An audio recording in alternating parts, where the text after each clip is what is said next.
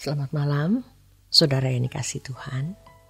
Tidak bosan-bosannya saya Yohana hadir di tengah-tengah Anda bersama Pendeta Dr. Erastus Sabdono dengan renungan malam. Dan topik malam ini adalah hati yang dapat dinikmati. Lebih dari apapun yang dapat kita berikan kepada Allah, Bapa kita, sejatinya hanya hati kita yang diingini oleh Allah, bukan suatu barang. Kalau kita memberikan sesuatu dalam bentuk barang, itu pun karena sikap dan dorongan hati yang benar. Hati yang mengasihi Allah adalah satu-satunya persembahan yang dapat dinikmati oleh Allah. Kita bisa menyanyi, menari, atau melakukan segala sesuatu yang kelihatannya saleh, baik, rohani. Tetapi kalau hati kita tidak berkenan di hadapan Allah, hati kita tidak berwarna seperti yang Allah kehendaki, maka Allah tidak disukakan. Itu berarti percuma semua yang kita lakukan. Dalam pertemuan bersama, kita mengikuti liturgi, kita menyanyi, kita menyembah dengan kata-kata. Namun semua percuma kalau ternyata sikap hati kita tidak menyenangkan hati Allah. Bapa kita, mari kita berjuang, berusaha untuk memiliki hati yang dapat dinikmati oleh Allah. Bapa kita, kesempatan ini hanya berlangsung selama kita hidup. Kesempatan yang benar-benar sangat terbatas kalau kita tidak segera memberi diri digarap oleh Allah. Hati kita tidak pernah menjadi hati yang bisa menyukakan hati Allah, dan itu berarti kengerian. Di dalam Injil Matius 22 ayat 37-40, firman Tuhan mengatakan, "Kasihilah Tuhan Allahmu dengan segenap hatimu, dan dengan segenap jiwamu, dan dengan segenap akal budimu." Dan hukum yang kedua yang sama dengan itu ialah, kasihilah sesamamu manusia seperti dirimu sendiri. Pada kedua hukum inilah tergantung seluruh hukum Taurat dan kitab para nabi. Ini hukum Taurat adalah kasih kepada Allah dan kasih kepada manusia.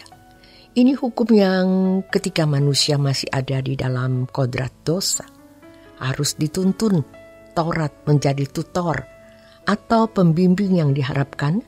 Kemudian hukum itu dapat menjadi kodrat di dalam dirinya, menjadi being di dalam dirinya. Jadi, hukum bukan tidak dibutuhkan. Selama kita di dunia, dibutuhkan. Yesus juga berkata bahwa Taurat tidak akan lenyap.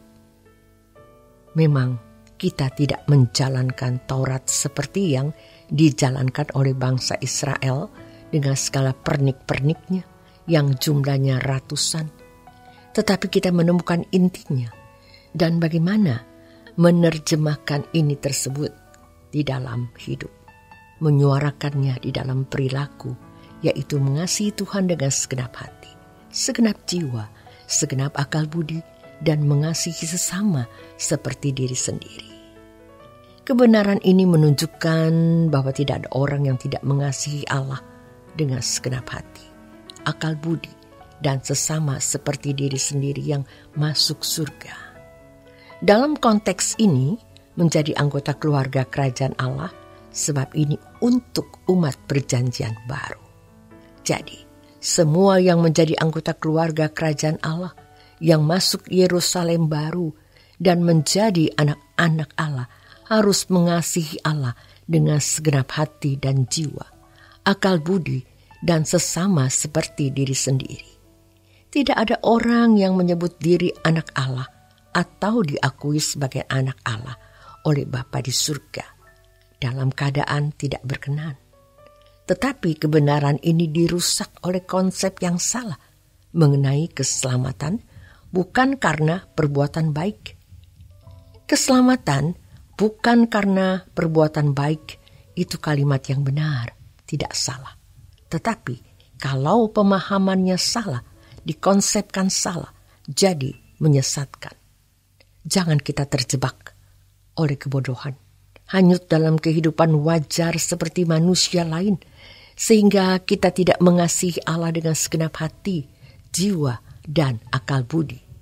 Kita adalah umat pilihan yang harus berstandar berkenan kepada Allah. Sejatinya betapa mengerikannya hidup kita ini tidak disadari oleh banyak orang.